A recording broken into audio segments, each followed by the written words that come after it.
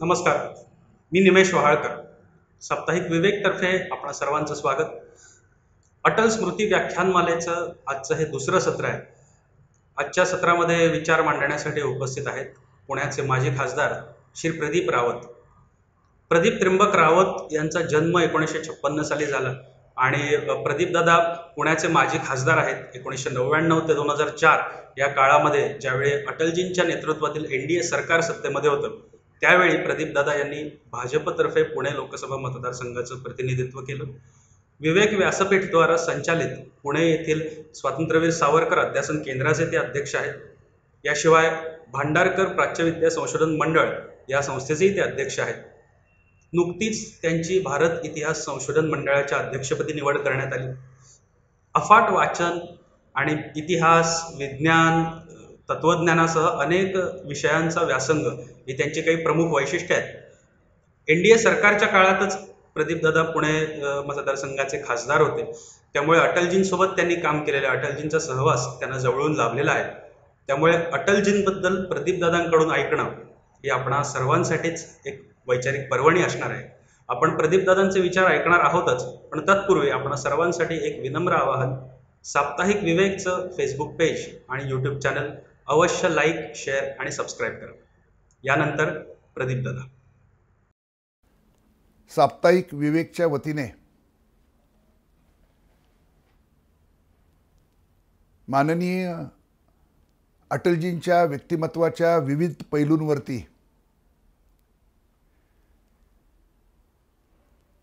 एक सत्र आयोजित केलेला आहे. हा एक अत्यंत स्तुत्य असा उपक्रम आहे.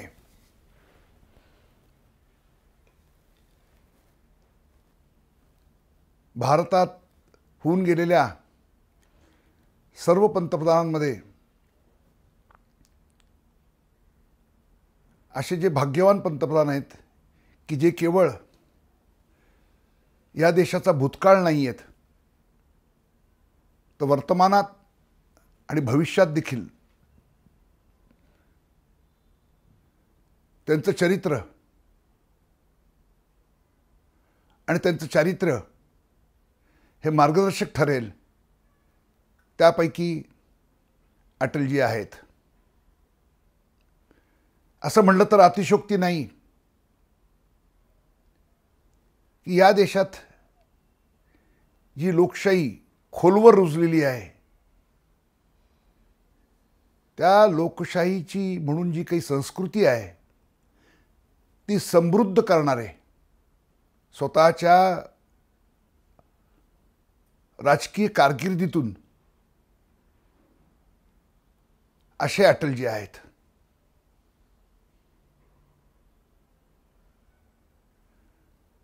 अटलजींना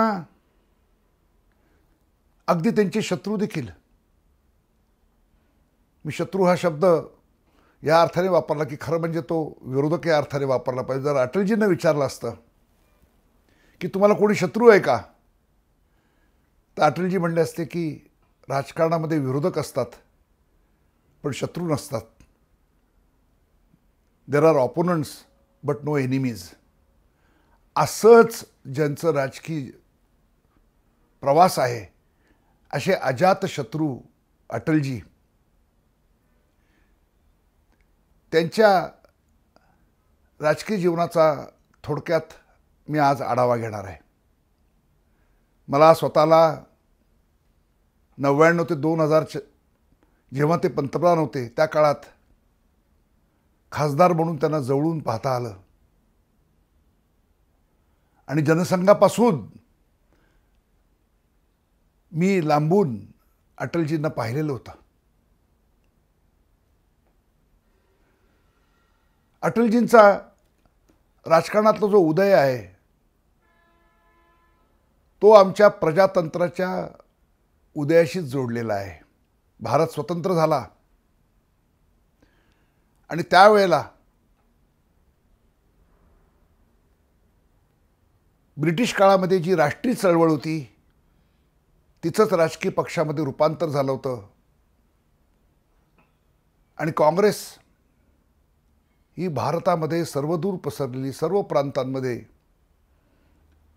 अशी एक प्रभावी राजकीय शक्ती बनलेली होती.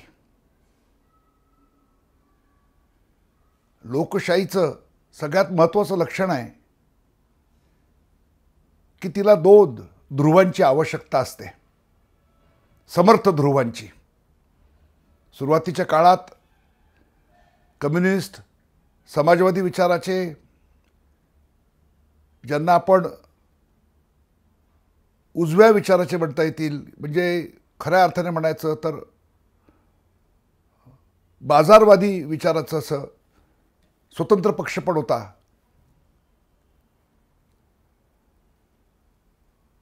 पण जो दुसरा एक पक्ष होता, हिंदू महासभा, त्याचा काही दुर्दैवी कारणांमुळे राजकीय प्रभाव नाहीसा झाला होता आणि भारतीय राजकारणामध्ये एका पर्यायी प्रभावी पक्षाची फार मोठी उणीव होती आणि ती उणीव भरीव करण्यासाठीच जनसंघाची स्थापना झाली होती. श्यामाप्रसाद मुखर्जींच्या अगदी सुरुवातीच्या सहकाऱ्यांपैकी अटलजी, अडवाणी, दीनदयाळजी हे होते.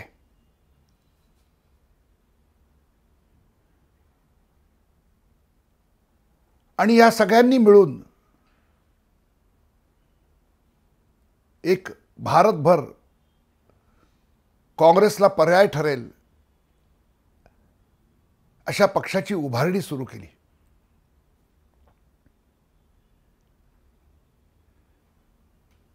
याच्यामध्ये श्यामाप्रसाद मुखर्जींनी त्यांचा पूर्वीचा सगळा राजकारणाचा प्रदीर्घ अनुभवाचा देखील योगदान दिलंच. दीनदयाळजींनी कोणत्याही राजकीय पक्षाला आवश्यक असणारी तात्विक बैठक दिली.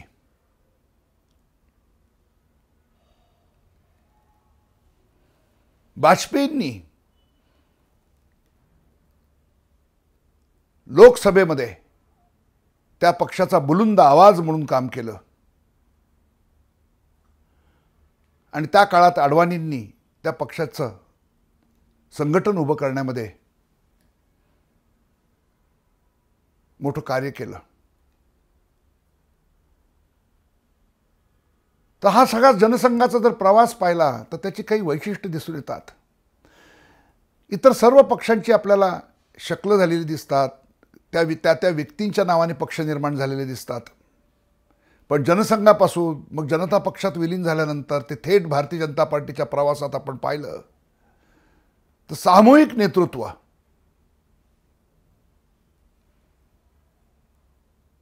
हे एक वैशिष्ट्य दिसून येईल.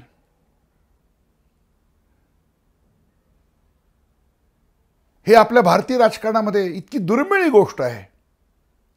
यात तुम्हाला कोणाची घराणीशाही दिसणार नाही, ना श्यामाप्रसाद मुखर्जींची, ना दीनदयाळजींची, ना अटलजींची, ना अडवाणींची, ना आज वर्तमान काळात मोदींची किंवा शहांची.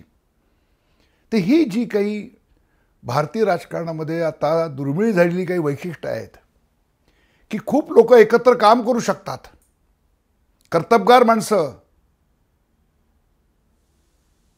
रामलक्ष्मणाची भूमिका निभावू शकतात.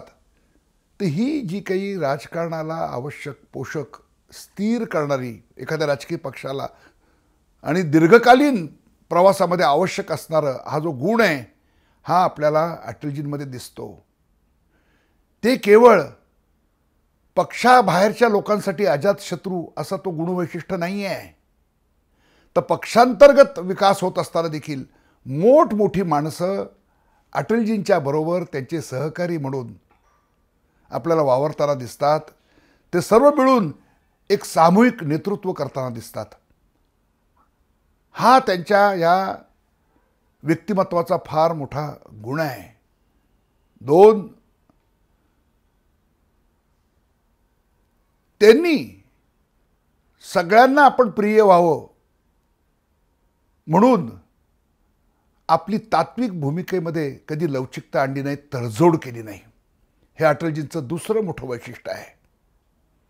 कारण ज्या काळामध्ये त्यांनी आपली संसदेतली कारकीर्द सुरू केली तो काळ असा होता की हिंदूंचा कैवार घेणं हे एक प्रकारचं राजकीय गुन्हा ठरत होता. तिरस्काराची भावना होती त्याबद्दल. कम्युनल असं म्हटलं जायचं. त्या काळामध्ये देखील हिंदूंच्या न्याय हक्कासाठी त्यांच्या हितरक्षणासाठी म्हणून लोकसभेत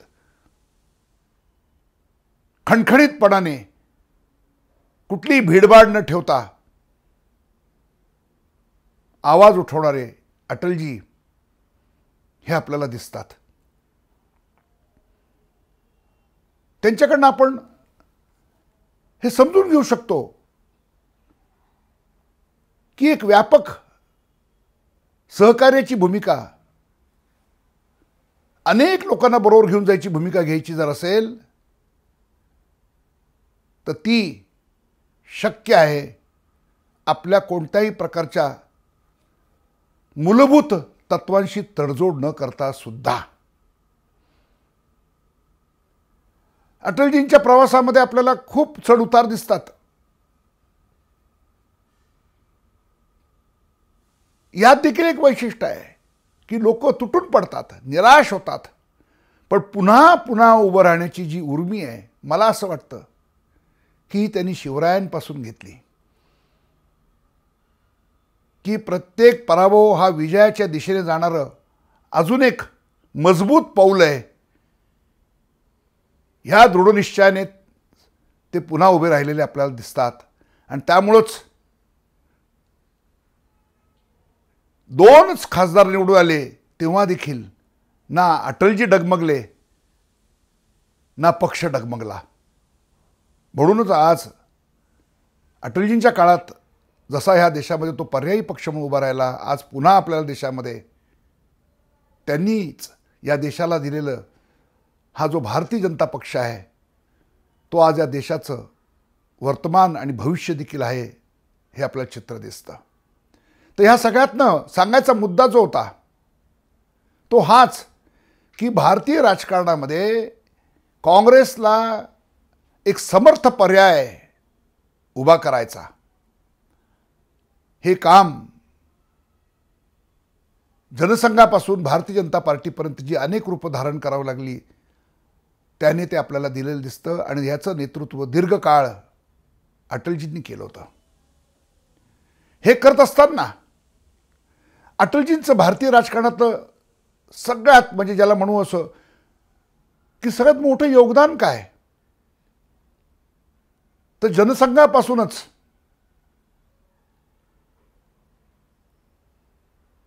हिंदुत्वाच्या विचाराला एक प्रकारची राजकीय अस्पृश्यता निर्माण झाली होती. दीनदयाळजींनी प्रयोग केला होता की ती राजकीय अस्पृश्यता नष्ट करून अन्य पक्षांना बरोबर घेऊन जाण्याचा. पुढे जनता पक्षामध्ये विलीन होऊन सगळ्यांच्या बरोबर जाण्याचा दुसरा एक मोठा प्रयोग झाला होता. पण हे दोन्ही प्रयोग जी एक अशा प्रकारची सुप्त किंवा अपरिहार्यता म्हणून आपण जनसंघाला बरोबर घ्यायचं किंवा भाजपच्या बरोबर जायचं पण वेळ आली की त्याला सोडून द्यायचं. तर ही जी भारतीय राजकारणामध्ये हिंदुत्वाच्या विचारावर उभा असणाऱ्या जनसंघ असो किंवा भाजप असो याच्याबद्दल जी राजकीय अस्पृश्यता होती की ज्या राजकीय अस्पृश्यतेचा बळी म्हणून वाजपेयींचे सरकार पडलं होतं केवळ एका मतामुळं. त्याच वाजपेयींनी ही राजकीय अस्पृश्यता पूर्णपणाने दूर करून भारतीय राजकारणामधला जो एक असा प्रकारचा अस्थिरतेचा शाप निर्माण झाला होता कारण भाजपबरोबर कुठे जायला तयार नव्हतं आणि त्यामुळे अल्पकालीन आणि अल्पजीवी अशी सरकारं भाजपला वगळून निर्माण व्हायचा प्रयत्न झालेला पण जो दिसतो ती टिकली नाही. मग ते चरणसिंगांचा असो किंवा विश्वनाथ प्रताप सिंगाचा असो किंवा चंद्रशेखरचा असो. तर ही राजकीय अस्पृश्यता नष्ट करून भारतीय जनता पार्टीबरोबर एनडीएचा जो प्रयोग केला गेला आणि बिगर काँग्रेस पक्षाचं सरकार हे स्थिर सरकार देऊ शकतं, हे भारताच्या मध्ये खऱ्या अर्थाने सुधारणा घडवून आणणारं सरकार देऊ शकतं, विकास हाच त्याचा प्राधान्याचा राजकीय कार्यक्रम असू शकतो, हे वाजपेयींनी दाखवून दिलं. तेव्हा अजातशत्रुत्व म्हणजे काय, तर खऱ्या अर्थाने राजकीय अस्पृश्यता नष्ट करून अन्य वेगवेगळ्या विचाराच्या लोकांना देखील आपल्याबरोबर नेण्याची क्षमता. आणि ती जी कोंडी होती भारतीय राजकारणातली ती खऱ्या अर्थाने त्यांनी फोडली. आणि ती वेगळ्या प्रकारची लवचिकता की होय चला आपण सगळे एकत्र येऊया, आपण एक किमान कार्यक्रम आपल्या डोळ्यासमोर ठेवूया.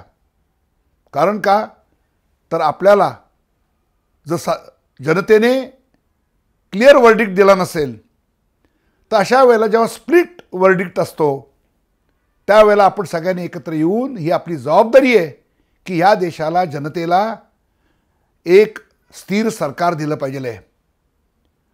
आणि त्यामुळंच मग भारतीय जनता पार्टीबरोबर एनडीएमध्ये जे पक्ष आले हळूहळू ते रुजले आणि पाहता पाहता आता भारतामध्ये आपल्याला दिसतं की आता भारतीय जनता पार्टीची ही अस्पृश्यता नष्ट झालेली दिसते. भारतामध्ये आता हिंदुत्व हा मेनस्ट्रीम विचार बनलेला आहे की जो एकेकाळी अस्पृश्यता होता. तर अजातशत्रुत्व म्हणजे आपला विचार लोकशाही पद्धतीने, प्रजातंत्राच्या पद्धतीने, संवादाच्या माध्यमातून, प्रचाराच्या माध्यमातून, कुठल्याही प्रकारचं बळजोरीने नाही, तो पटवून देण्याचा हा जो काही राजकीय एक प्रकारचा प्रयोग होता तो भारतामध्ये यशस्वी झालेला दिसतो. त्यामुळंच आज आपल्याला असं दिसतं की स्वातंत्र्यपूर्व काळात काँग्रेसने जे योगदान दिलं ह्या देशाच्या स्वातंत्र्यासाठी म्हणून, तसंच वाजपेयींच्या नेतृत्वाखाली ह्या देशामध्ये जो दुसरा लढा झाला तो म्हणजे संविधान संरक्षणाचा लढा आणीबाणीच्या काळात, तो अत्यंत यशस्वी होऊ शकला. कारण त्याच्यामध्ये सगळ्यात मोठा वाटा जनआंदोलन उभं करण्यामध्ये त्या काळचा जनसंघ आणि संघ परिवार हा होता. सगळ्यात जास्त मोठ्या संख्येने सत्याग्रह करून आणीबाणीच्या विरोधामध्ये प्रखर लढा उभा केला. त्याचं नेतृत्व त्यावेळेला वाजपेयींनी केलं. त्यामुळं आपल्या देशाच्या या लोकतंत्र इतिहासामध्ये हा सगळ्यात महत्त्वाचा, या देशामध्ये संविधान आज सुरक्षित राहिलं तर ह्याची नोंद वाजपेयींच्या नावाने आपल्याला करावी लागेल. त्याचप्रमाणे केवळ पक्षांतर्गत लोकशाही दृढ केली आणि एक अजातशत्रुत्व त्यांच्या स्वभावातून ते निर्माण होऊ शकलं. त्यांनी पक्षाच्या बाहेर अनेक पक्षांना आपल्याबरोबर घेऊन जाण्याची किमया साध्य केली. त्याचप्रमाणे आंतरराष्ट्रीय राजकारणामध्ये देखील, परराष्ट्र संबंधामध्ये त्यांचं योगदान फार मोलाचं आहे. भारताचं जे आंतरराष्ट्रीय राजकारणामध्ये कोंडी झाली होती ती कोंडी फोडण्याचं काम वाजपेयींनी केलं. पण हे करत असतानाच त्यांनी राष्ट्रहिताच्या दृष्टिकोनातून त्यांना जेव्हा वाटलं की आपण भारत एक आण्विक शक्ती व्हायला पाहिजे आहे तर त्यांनी याचे आंतरराष्ट्रीय परिणाम काय होतील याचा विचार केला नाही. त्यामुळे निश्चयाच्या बाबतीमध्ये दृढनिश्चयी पण त्याच वेळेला आंतरराष्ट्रीय संबंधांमध्ये आम्ही सगळ्या जगाबरोबर यायला तयार आहोत, पण भारताचं जे राष्ट्रहित आहे त्याच्याशी तडजोड करून आम्ही कोणाबरोबर येणार नाही. हा जो काही एक आपल्या राष्ट्राचा सन्मान, एक आत्मनिर्भरता ज्याचा आज आपण विचार करतो, तर ह्या बाबतीमध्ये पाऊलं टाकताना वाजपेयी कधी मागं हटताना दिसणार नाहीत. तर हे जे वाजपेयींचं राजकीय वैशिष्ट्य आहे हेच आम्हाला वर्तमान काळात आणि भविष्य काळामध्ये देखील राजकारण करताना, यशस्वी राजकारण करताना उपयोगी ठरणार आहे. आपल्याला असे असंख्य प्रसंग आमच्या राष्ट्रीय जीवनामध्ये येतील की त्यावेळेला कसं वागावं याचं मार्गदर्शन आम्हाला वाजपेयींच्या चारित्र्यातून आणि चरित्रातून मिळेल असा मला विश्वास वाटतो. धन्यवाद.